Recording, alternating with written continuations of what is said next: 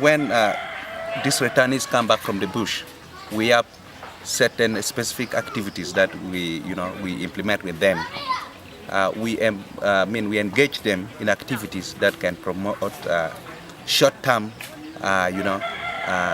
rehabilitation. We provide physical and psychological activities. Physical, activities range from taking them for medical treatment, provision of proper nutrition, because when they come back from the bush, they are usually very malnourished.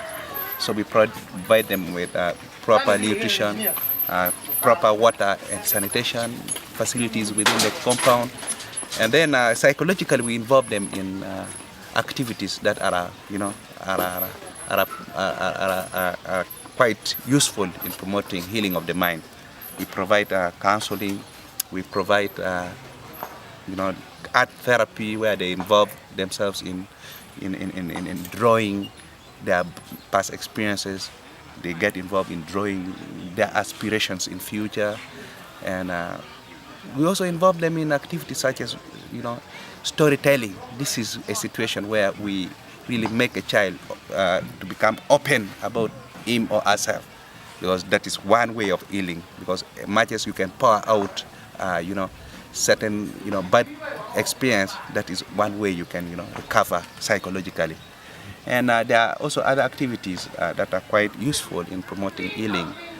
These are culturally oriented activities: music, dance, and drama. While they are at the center, we involve them in such, activities, because reflecting back into the culture of the people, actually, for example, music and dance plays a very central role in their lives. KICWA started in 1998.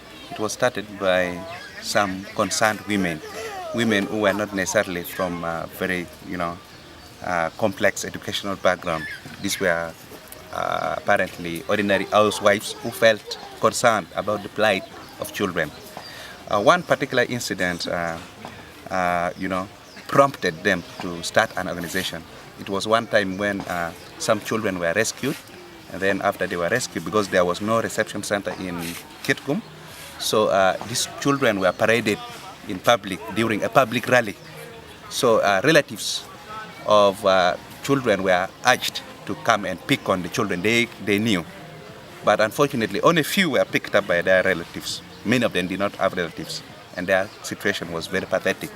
This really emotionally drove these women to, think of creating a reception center. So immediately they started a reception center under the tree.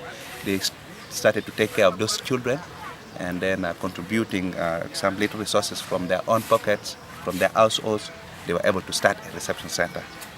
That was in 1998. And then they bought this place, built up the structures, as you can see. But of course now with some, capacity building, we are trying to improve on the structures. Okay. Yeah, but from that time to date, this organization has been able to handle 4,245 children, out of which 1,292 females. The resources are not adequate in order to handle the long-term intervention. Because when we talk of the long-term, we really look at activities that can enhance proper reintegration of a returnee in the community. And this can be in areas like a child getting back to school, a child, getting involved in livelihood support activities. And in most cases, like the child mothers who are unable to resume formal education, in most cases we explore possibilities of engaging them in socio-economic activities that can, bring positive change in their lives, that can make them self-reliant. In most cases, we don't have enough funds in order to support these activities. Because of the same problem in the community where people have been living on handouts, especially when they were in the camps, that attitude is still there. That attitude of dependence. People tend to look so much onto agencies, especially development agencies like us, for resources. You know, when they were in the camps, they lived on handouts, from food to, you know, basic facilities like beddings. So I think this is a syndrome that has been developed over time, which has really been a challenge. Each time you go into the community expects you to give them something. And yet initially this wasn't the culture of the people. The culture, I would say that the people actually used to be very proud. When you come to his home, he will not demand from you a visitor. Instead, and actually would look into it that you are provided with everything. And if you're walking out, probably you will walk out with a chicken. But it's no longer the case. At the moment, we have projects that are targeting, you know, a section of the community, but indirectly also the overall community. This particular project is about socioeconomic empowerment, whereby we are identifying some groups, especially the child mothers and young mothers and other out-of-school youth. We are trying to identify them and form them into groups so that they get engaged in income-generating activities, so that, you know, bit by bit, people learn to work for themselves, so that that feeling, that syndrome of dependence can go, you know, they can begin to forget. Because one very important thing is that we have the resources, we have the land. In that case, you'll see that when people were in the camps, they didn't have, you know, access to their land. And for sure, there could be some reason for them to be dependent. But this time, there's no reason for them to be dependent. They need to be independent. Engaging in, you know, in vocational skill training, it is very important that one has to be conversant with the labor market. In most cases, there has been that, you know, that attachment for, you know, beneficiaries to link to tailoring training program. And each time, probably, when you ask, for example, a girl, what do you want to engage in? Tailoring. And in fact, the market outside there is flooded with tailors, too many tailors, almost outnumbering the people who are supposed to be served, you know. So apparently, we see that that falls short of benefit, in the sense that even after the training, one may not be able to engage productively in a trade. So vocational skills training program should be, you know, market-oriented.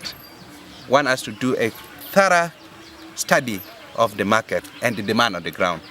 In fact, I also talk in favor of the fact that we need to move from from tailoring, you know, a skills training program.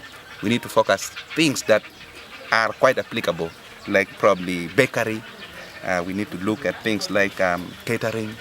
We need to look at things like hairdressing. You know, these are trades that I think can, you know, can command some good market, which I think should be looked into quite seriously. Okay. It's going to take more than 20 years, because peace building is a process that takes time, and it goes on its own pace. Because one thing is that to destroy peace is a very simple thing, but to rebuild or to promote it takes a bit of time, because you need to, you know, engage everybody. Everybody has to really conceptualize what peace is, and everybody must become an actor, and that, I think, takes a bit of time. When there was the war, the issue of peace building was like, you know, addressing, you know, just handling the tip of the iceberg, but the 90% of the iceberg that is submerged is what we are going to deal with at this time when there's, you know, relative peace. Yeah. Integration is quite realistic, because if we relate it to a situation where one probably was an ex-combatant and one is brought back, the term reintegration applies in the sense that this is an effort, a deliberate effort to make somebody assume a civilian life after a structured life of being a rebel. And this is a process that takes place not in a day, it takes place over a period of time. And it means, therefore, that it draws the involvement of everybody. In the community, we have so many structures. We have religious leaders, we have local leaders, we have health workers, we have teachers. all these have to be brought up on board in order to promote reintegration. And in fact, that process is not a short-term, it's a long-term process. And it requires a lot of investment in terms of commitment, time, and so forth.